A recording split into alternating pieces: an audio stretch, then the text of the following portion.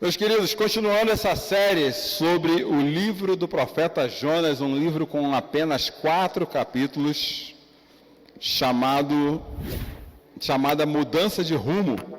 E hoje nós vamos falar sobre as tempestades da vida. E a princípio do livro de Jonas eu vou usar somente o versículo de número 4 do capítulo 1. O que aconteceu aqui?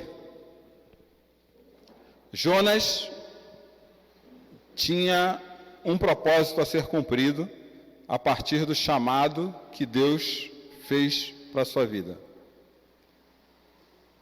Ele, por convicções próprias, resolveu ir na direção contrária do mesmo caminho. E aqui foi o ponto central da nossa mensagem semana passada. E as convicções de Jonas, só para a gente pontuar e não deixar passar, elas tinham 2 fundamentos. O primeiro era étnico. O povo, o qual ele deveria cumprir a missão dele de falar do Senhor, era um povo que ele não gostava, porque já tinha atacado o seu povo. Então havia um preconceito étnico, porque alguém fez algo que ele não gostou. E às vezes Deus faz isso com a gente. Ele manda fazer algo para ele que a gente não gosta. Só que a convicção de Jonas era muito parecida com a convicção de Pedro. Quando Deus desce animais impuros adiante de Pedro e manda-o comer aqueles animais, e Pedro nega 3 vezes de novo Deus. É a segunda vez que Pedro nega 3 vezes o Senhor. A primeira foi direta com Jesus, porque ele tinha uma convicção tão forte de quem ele era. E aí vem a segunda questão. A outra coisa que impedia Jonas de cumprir o seu papel era a sua convicção religiosa. Ele era um profeta extremamente popular no povo dele e defendia as leis de Israel à risca. E às vezes, a nossa própria convicção religiosa nos impede de fazer aquilo que Deus quer que a gente faça. A gente vai se fechando em tantos sistemas religiosos e religião. Para a gente aqui, nessa mensagem, é a forma que a gente interpreta a Deus. E religiosidade é a forma que a gente cumpre a nossa religião. É o dia a dia. A gente se fecha nisso e esquece da origem da nossa fé. E o que a nossa fé manda? E aí, voltando na mensagem da semana passada, o que Jesus falou para a gente: agora vocês sabem quem eu sou, vocês agora vão e façam discípulos. Esse é o nosso papel, fazer discípulos, ponto final. Ontem eu estava num aniversário, numa apresentação de uma criança, um almoço, e sentado com um senhor que já foi presbítero, 94 anos de idade. Estava ele, 94, a esposa deve ter uns 8, 10 anos a menos, e eu fiquei sentado à sua mesa durante o almoço. E com 94 anos de idade ele dirige, ele faz a sua comida, serve a sua esposa, leva ela no médico, totalmente funcional. E ontem ele falou assim, já deve ser a segunda vez que eu encontro num breve espaço de tempo, ele falou assim: Cláudio, estou começando a sentir a vida cansada. Eu olhei para a cara dele com aquela cara de caneca. 94 anos, estou começando a sentir a vida cansada. Para não usar o português correto que eu tenho vontade de dizer, eu me senti uma porcaria. Como assim? Eu tenho 54, o senhor tem 94 e está começando a sentir a vida cansada. Falei: que comida o senhor comeu? Que eu quero comer também. Qual é o ar que você respira? E sociedade do cansaço é um tema recorrente aqui nas minhas mensagens. Aliás, vai sair um podcast em 12 episódios, nos 12 capítulos do livro de Eclesiastes, que o nome é o seguinte: Correndo atrás do vento. A gente está cansado porque a gente está correndo atrás do vento, por nossas convicções, e não fazer aquilo que Deus quer que a gente faça. Só que na história da humanidade só tem um que pode governar. E normalmente essa briga não é entre o meu vizinho nem o meu colega. Tinha um clichê, talvez aí o pessoal que está há mais tempo na igreja lembre dele. Sai de uma mensagem e fala assim: poxa, essa mensagem servia para o meu amigo lá. E era ele que estava sentado ali. Não cometa esse erro aqui hoje. Essa mensagem servia para fulano. Essa mensagem, que eu vou começar agora, é para mim e é para você também. Não é para mais ninguém. Quem quiser, se assiste depois no YouTube. Mas essa mensagem é para a gente aqui, hoje, que está aqui. Ó. E nós precisamos entender a profundidade dela, e eu espero que Deus dê misericórdia para isso. Não é para o outro, não é para o vizinho. E se você entrou aqui porque você tem mais compromisso com o domingo às 18 horas do que com o amor que Deus tem na sua vida, veio pelo motivo errado também. Porque Deus fala através da palavra dele. Jonas tinha convicções étnicas e religiosas tão profundas que fez ele querer ir na direção contrária. E as nossas convicções, às vezes, nos atrapalham de fazer aquilo que Deus manda. Mas, como disse, só tem um que pode mandar na nossa história, e a gente sabe que é o Senhor.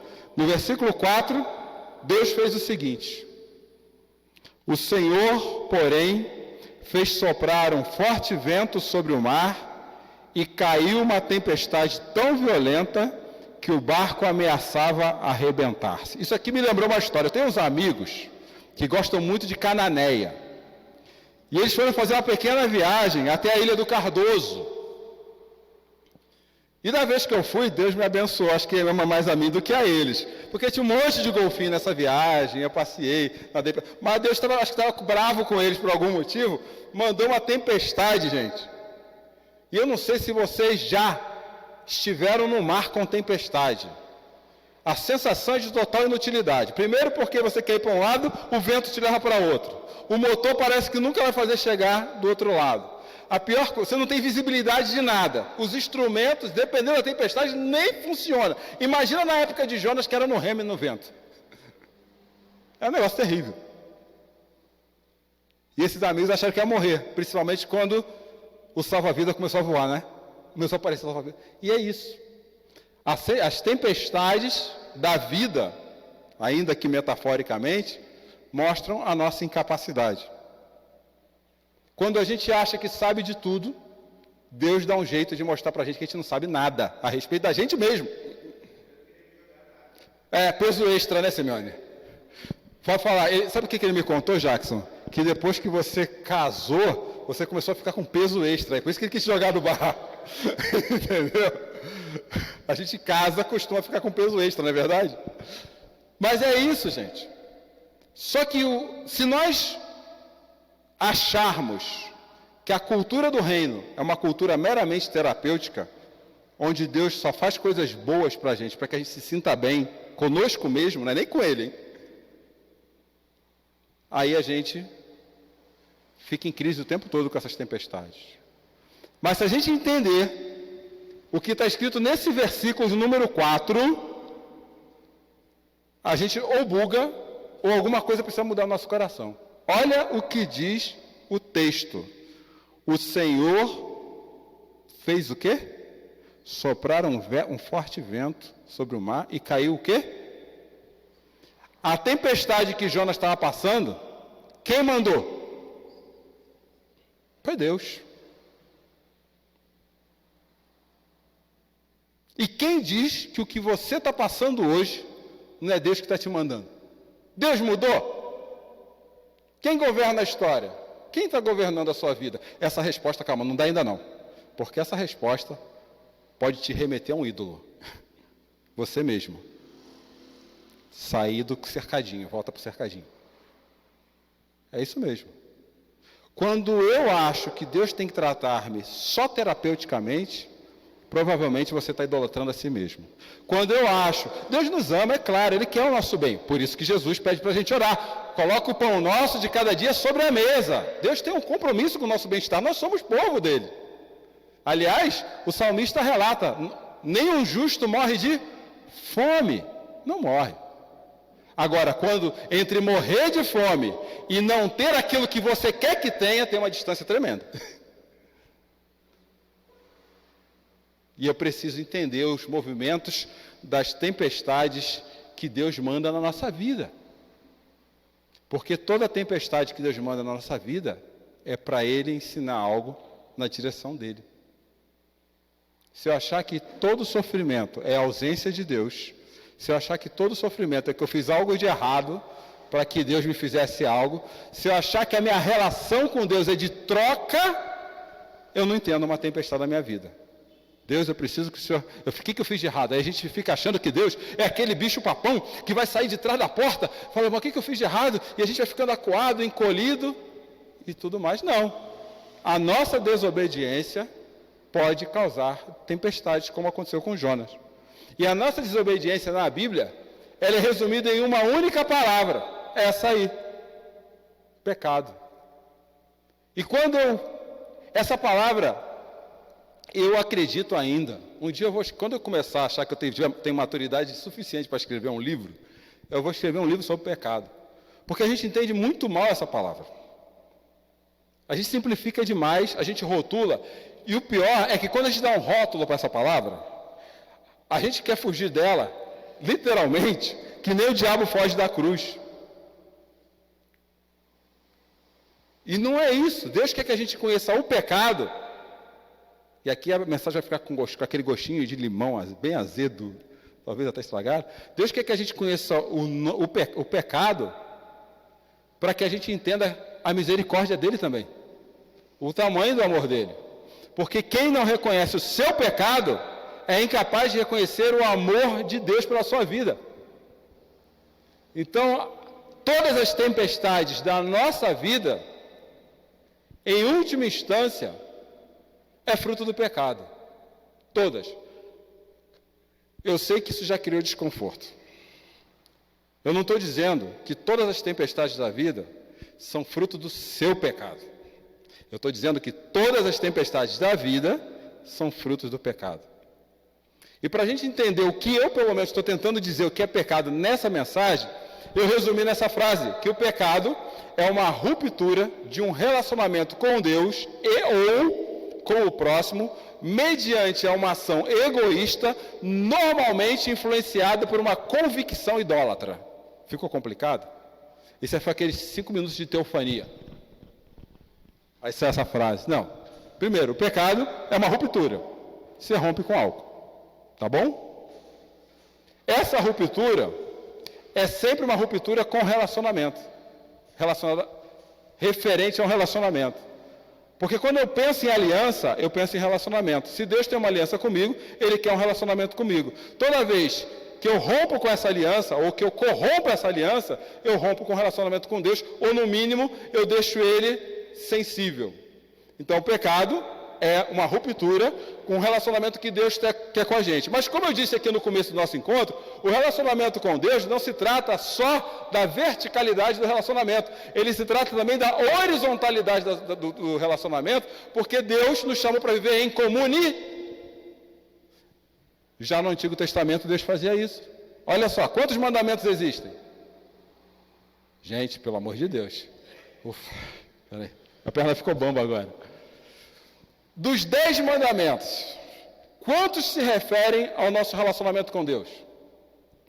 Essa é boa, hein? Ninguém para pensar nessa história. Quantos? Oi? 4. Os outros 6 se referem ao nosso relacionamento com quem?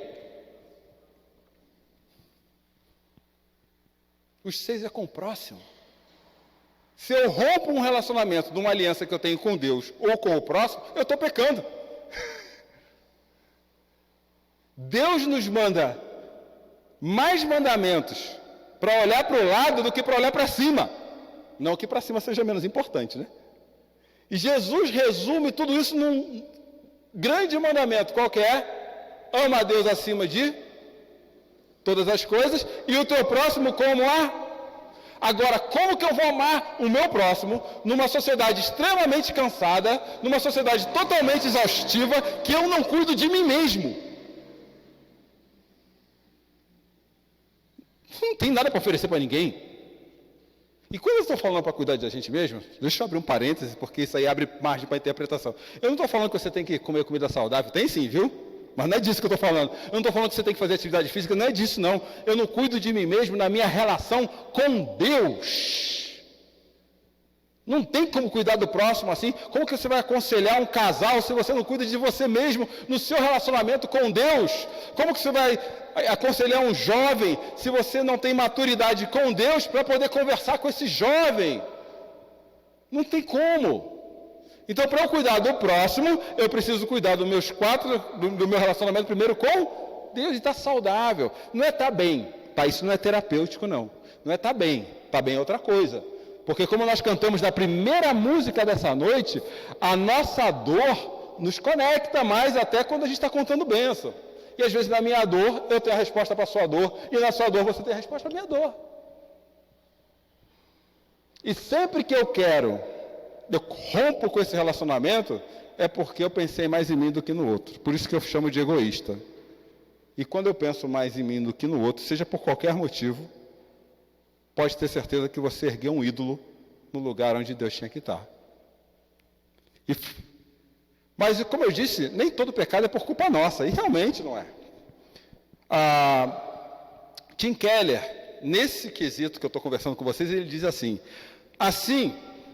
como não podemos tratar o nosso corpo com indiferença e desejar ter boa saúde, não podemos tratar nosso relacionamento com Deus com desdém e querer viver uma vida próspera. Se violamos a aliança que Deus tem conosco, sofreremos as consequências da forma leviana como nos relacionamos com Ele. Não tem como ver de outra forma. E também eu preciso entender que nós vivemos num mundo que o pecado é presente. Inclusive, algumas tempestades que nós sofremos ao longo da caminhada são a consequência inevitável que vivemos em uma realidade que está se deteriorando. Então não é porque está acontecendo a tempestade que o bicho-papão está atrás da porta. Nós esquecemos que o mundo jaz no maligno, como João fala na sua primeira carta, capítulo 5, versículo 19. Só que a cultura da terapia, nada contra a terapia, eu estou falando isso hoje porque tem uma cultura e a terapia tem seu papel nessa cultura. Não estou também negando isso não, tá? Até porque vocês sabem que eu também transito nessa área. Mas a cultura que acha que a vida tem que ser vista só terapeuticamente, ela nega a existência da deterioração do mundo. Porque ela diz, não, viva a sua melhor versão, viva você mesmo, e fica colocando a gente para frente, e tem hora que a gente tem que ficar para dentro. Recentemente eu falei para uma pessoa, viu? Eu sei que você está passando por uma fase de transição, e fase de transição é uma porcaria, gente. Eu, quando estou nelas, eu vivo na mó bad. Só que aí eu usei uma metáfora. Hoje, você estava na lagarta, aí você está trabalhando, está sendo trabalhado para virar borboleta. E a gente sempre ou reclama da lagarta, ou a gente sonha com a borboleta, mas a gente esquece que casulo também é lagarta. E é quando Deus nos coloca no casulo, é que Ele está gerando transformação interna o tempo todo. E esse mundo propõe isso o tempo todo. Em Romanos, Paulo vai falar que todos nós estamos sujeitos a esse mundo. Como está escrito, não há nenhum justo sequer, não há ninguém que entenda e ninguém que busque a Deus. Nossa natureza está dentro dessa realidade deteriorada. E digo mais, em Efésios capítulo 5, Paulo volta para a gente e fala assim, olha, tenham cuidado com a maneira que vocês vivem, que não sejam como insensatos, mas como sábios, aproveitando o máximo cada oportunidade, porque os dias são maus. Então tem tempestade na nossa vida que não é por nossa causa. A realidade é essa. Mas há sim tempestades, como Jonas, que têm origem na nossa própria desobediência. E o pecado, quando ele traz tempestades, como aconteceram com Jonas, ele vai mostrando algumas características. Por exemplo, existe uma intencionalidade no pecado, geralmente motivada por nossa própria convicção. E foi isso que fez com que Jonas sofresse aquela tempestade. Ele tinha uma convicção tão forte a respeito de quem ele era, dos seus preceitos teológicos, étnicos, que ele rompeu um relacionamento com Deus num papel que ele tinha que cumprir como profeta. E quando ele rompeu esse relacionamento com Deus, Deus mandou uma tempestade. Então, ele intencionalmente escolheu ir na direção contrária. E nós fazemos isso de forma intencional muitas das vezes. Uma outra questão é que a gente às vezes ignora A gente vai fazendo, vai desobedecendo, vai fazendo. Ah, não deu nada. Peraí, não tem ninguém olhando. Peraí, não tem, o sinal está no amarelo, não está no vermelho. Peraí, aí a gente vai ignorando. Só que a gente esquece que às vezes desobedecer a Deus e viver o nosso pecado é como se expor à radiação. Você já viu uma pessoa exposta à radiação? Quem já viu isso? Como que começa a aparecer as consequências da radiação? Não é na hora. Ela vai lá na radiação, lógico, né? Se não for uma Chernobyl, estou lá no meio do reator, não é isso, tá? Aí daqui a pouco começa a aparecer umas feridas, daqui a pouco começa a aparecer umas bolhas, e a gente vai desobedecendo, achando que não tem consequência nenhuma. Mas algumas consequências vão aparecer lá na frente. O pecado faz isso. A desobediência faz isso. Uma outra característica é que o pecado, eu gostei dessa frase, eu trouxe ela do jeito que eu vi e copiei, viu? O pecado é um ato suicida que a vontade comete sobre si mesma. Na hora parece bom. Na hora, a maneira que eu penso, a maneira que eu vivo, aquilo que eu quero fazer, parece legal. Só que lá na frente você está cometendo um suicídio e nem sabe. Porque é como desejar dar veneno para o outro, matando a si mesmo. O pecado faz isso. A desobediência faz isso. A desobediência e o pecado sempre endurece a consciência, aprisiona a pessoa em sua própria masmorra de defensivas e racionalizações e a consome lentamente por dentro. Jonas não resolveu desobedecer porque Deus falou naquela hora. Ele já vinha numa lógica de desobediência há algum tempo. Talvez no começo ele falou assim, não tem mal nenhum em fazer umas coisinhas ou outras que Deus não me pede. Só que quando ele chegou naquele momento, você já viu que pessoas que sabem da sua culpa, rompendo relacionamentos, ou com Deus ou com outro, sempre está na defensiva? Você já viveu a experiência de falar algo para uma pessoa e antes dela te responder, ela se defende? Não, pera, não fui eu que fiz isso. Não. Por quê? Tira Deus da jogada, faz do lado, do lado das pessoas que estão ao seu lado. Quando você começa a se defender é porque alguma coisa aderiu. E essa coisa que aderiu fala mais de você do que do outro. Com Deus é a mesma coisa.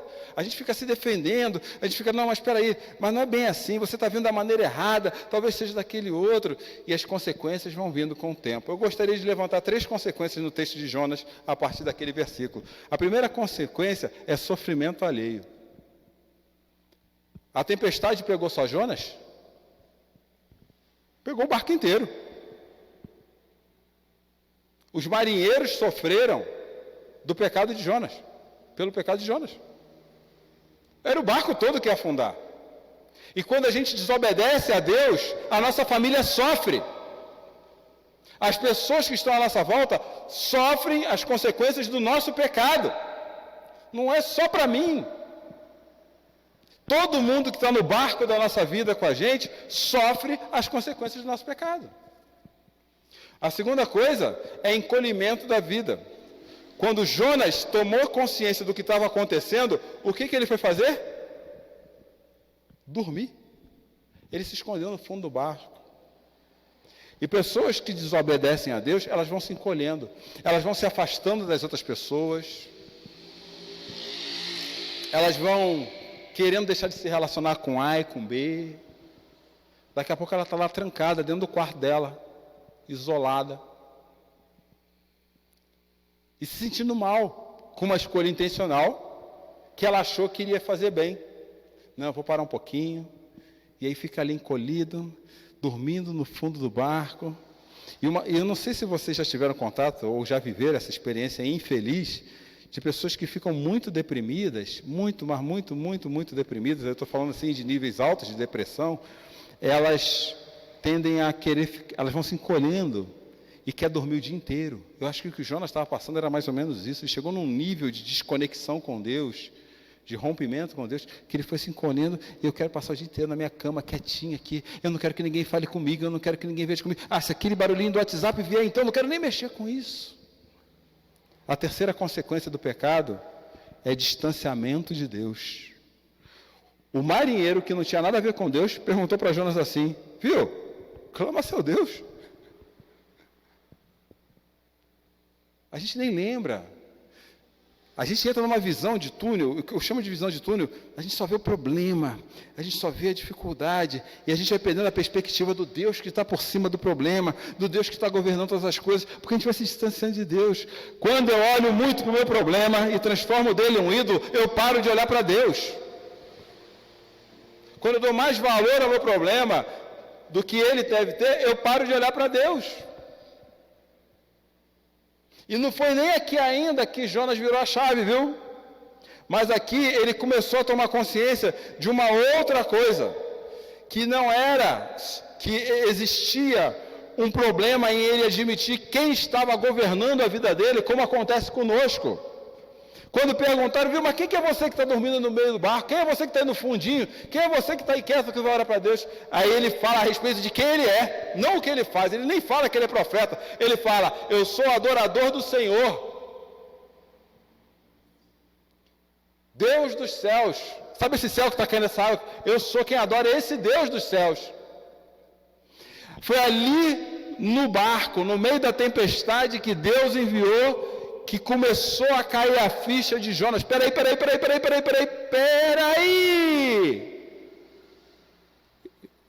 Eu não sou esse cara encolhido. Eu sou adorador do Deus Altíssimo. Que história é essa? De ficar assumindo isso para a minha vida?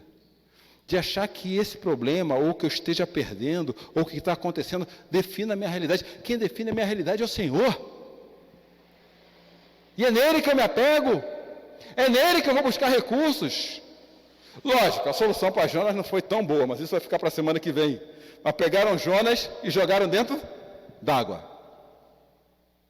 Mas o que aconteceu quando Jonas reconheceu quem ele era? E ele falou mesmo. Ele falou assim, pode me jogar no mar, que a culpa disso que está acontecendo é minha. Olha, arrependimento, metanoia, mudança de mente. A culpa é minha. Se nós queremos que Deus transforme a nossa vida, nós precisamos assumir a culpa do nosso pecado e se arrepender dele. Jonas se arrependeu do que ele estava fazendo e falou, me joga no mar. Os caras ainda negociaram com Jonas. Viu, mas peraí, não é bem assim não. Explica um pouquinho mais a seu respeito. Me joga no mar, sou eu. Isso é muito honesto.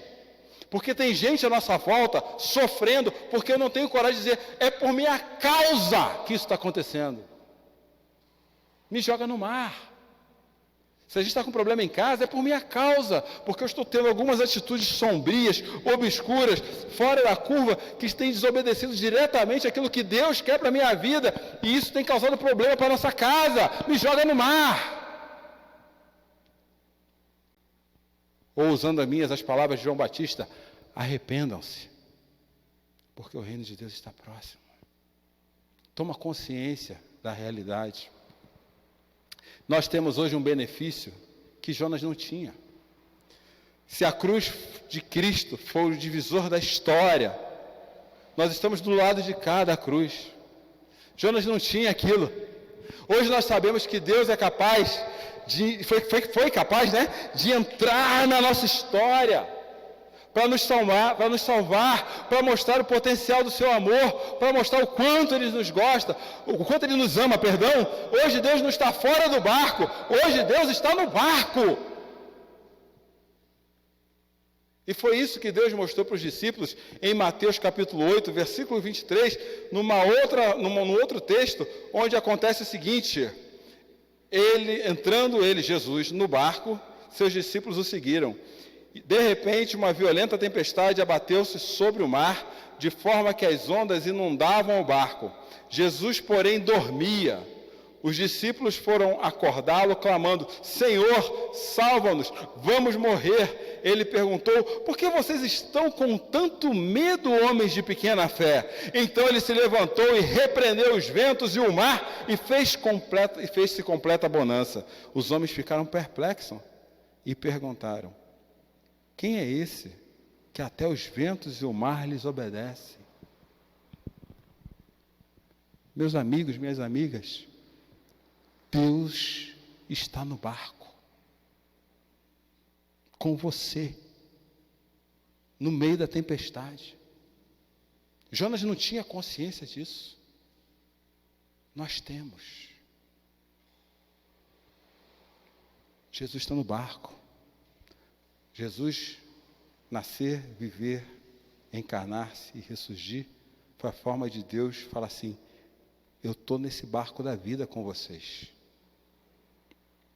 Em João ele fala, se vocês me verem ir embora, de forma alguma achem que vocês vão ficar desprotegidos, porque eu vou pedir ao Pai que envie o Consolador, o Espírito da verdade, para lembrar a respeito de tudo que eu tenho dito para vocês. Deus está no seu barco. Não esqueça disso. Jesus está no barco na mesma tempestade que você está vivendo hoje. Ele morreu pelos nossos pecados, ele morreu para que a nossa realidade deixasse de se deteriorar com o resultado do pecado. É isso que Pedro fala na primeira carta, capítulo 2, versículo 24. Ele mesmo levou em seu corpo os nossos pecados sobre o madeiro, a fim de que morrêssemos para os pecados e vivêssemos para a justiça. Por suas feridas, vocês foram curados. Jesus está no barco. Não é nesse texto, mas parece que Jesus gostava de andar de barco com os amigos. Mas no outro, só ele estava no barco e Jesus vinha andando sobre as águas. Lembra disso? No meio da tempestade. Deus gosta de mandar tempestade na vida dos amigos. Imagina dos inimigos. Morte eterna, no mínimo. E aí Pedro olhou assim, aí o pessoal, peraí, é um fantasma, e o outro, não é um fantasma não, é Jesus. Aí Jesus falou, vem. Ele acalmou o mar para Pedro ir. Vem no meio da tempestade mesmo, sobre as águas. Aí Pedro foi.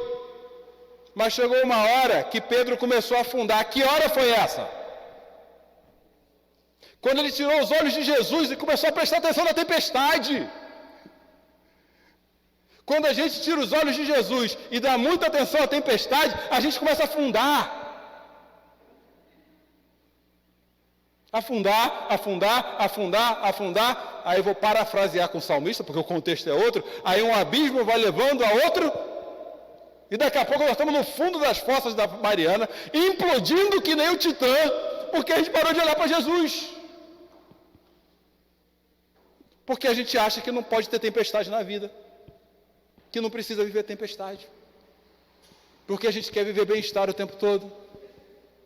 E não quer deixar Deus transformar a nossa vida até a ponto de falar, me joga no mar.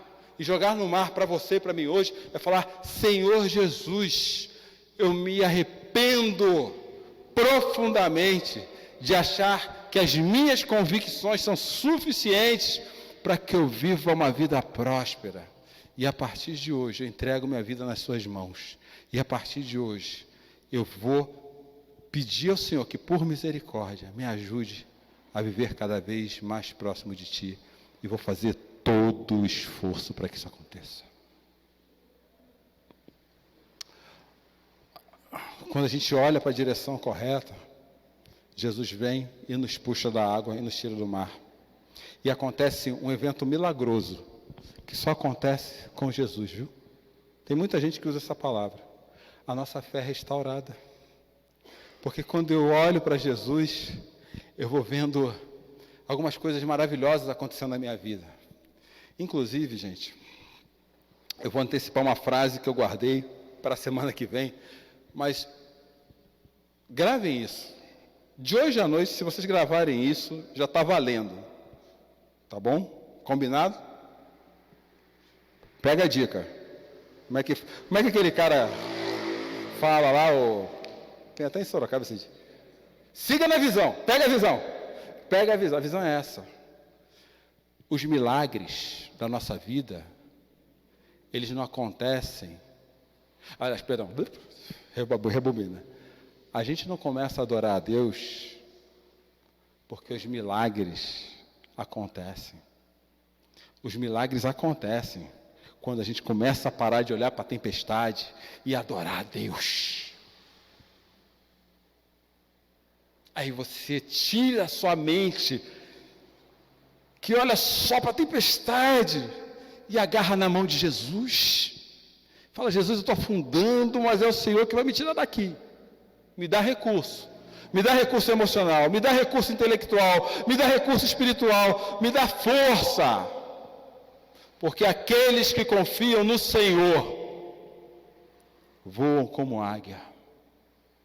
São esses. A nossa fé muda. E se nós formos honestos conosco mesmo, a gente começa a perceber que, boa parte da vida, a gente tem mais fé no problema do que em Deus, né? Não é verdade? A gente tem mais fé no problema. Quando eu tenho muita fé no problema, eu corro o risco de sofrer de ansiedade. Não é? Quando eu coloco muita fé no problema, eu sofro de ansiedade. Aí eu vou usar um outro clichê gospel, que tem pelo menos uns 30 anos na minha existência. Não mostre para Deus o tamanho do seu problema. Mostre para o seu problema, para a sua tempestade, o tamanho do Deus que você tem. E isso não tem nada a ver com os resultados serem aqueles que você espera. Tem a ver com Deus te fazer passar pelo vale da sombra da morte e mal nenhum te acontecer, mas você vai passar pelo vale da sombra da morte. A gente quer fugir do vale. Não é sobre fugir do vale, é sobre confiar em Deus no vale. No vale.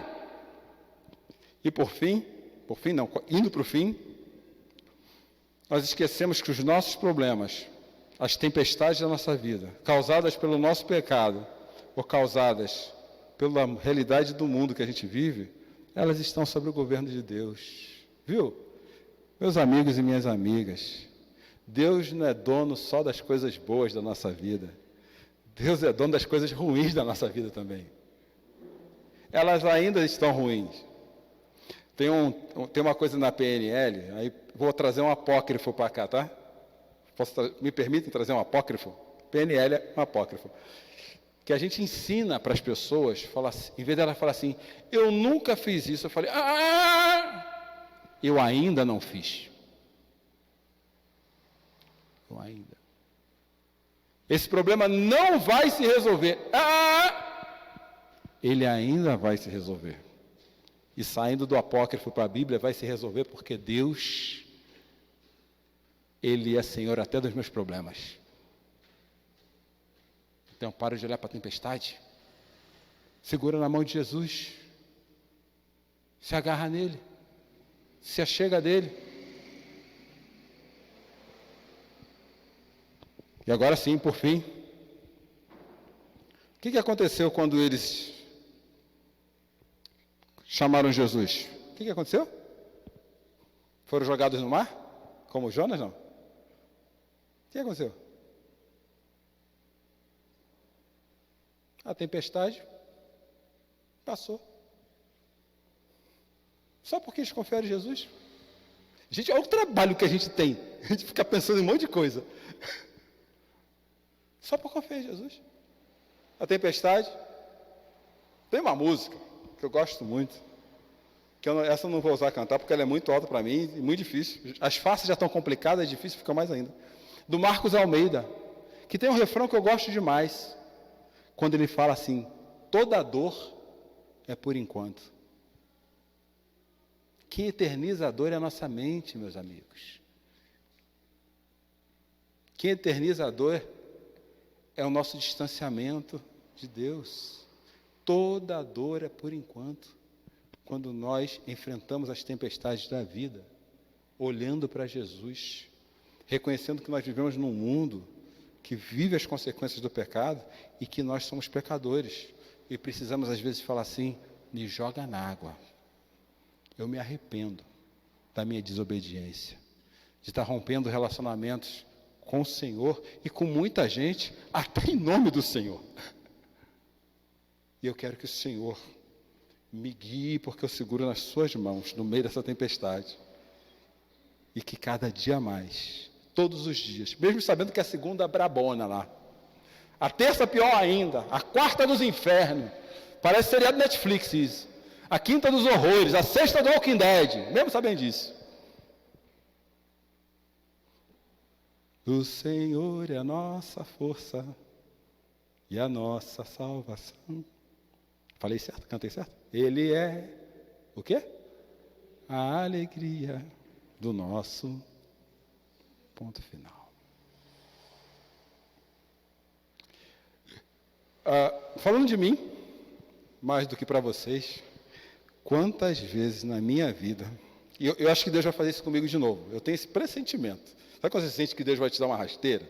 Estou sentindo que Deus vai me dar uma rasteira já já. Quantas vezes na minha vida, e não digo nem como pastor, como alguém que tem buscado caminhar com Deus, eu olhei para algumas histórias da minha vida e falei assim, como eu fui idiota. Como eu fui idiota. Achava que era muito certo a respeito das coisas, que sabia tudo. Só porque eu li os livros a mais, ou porque eu fiz algumas coisas diferentes. Como eu sou idiota. E é isso que a gente vê quando a dor, o por enquanto da dor passa. Fala assim, meu Deus do céu. Mas eu espero que esse tipo de reflexão a mim, oro que em vocês também, me leve a... me desafie, pelo menos, a segurar mais na mão de Deus. Lembrei do hino antigo agora, segura na mão de Deus. Lembra? Esse é das antigas, hein? Estou flashback, estou melhor que o leite hoje. Amém? Vamos orar? Pai, nós te agradecemos por essa mensagem desafiadora, inspiradora, amorosa, que nos mostra da tua bondade, do teu amor. E como o Senhor tem feito isso todos os dias dentro das nossas tempestades. Sinceramente, Deus, de coração, eu pelo menos não tenho a mínima ideia se as coisas que eu estou planejando vão acontecer, se vai sair do jeito que eu quero, na hora que eu quero. Mas uma coisa o Senhor não tira do meu coração. Em nome de Jesus. A percepção, a convicção de segurar na tua mão em meio às tempestades, sabendo que do Senhor é tudo na minha vida, inclusive os meus problemas. E que a forma que o Senhor vier trazendo respostas ao longo da semana, do mês, até do ano, seja transformada em meus lábios em lamento, mas também em louvor, jamais em murmuração. Em nome de Jesus. Amém.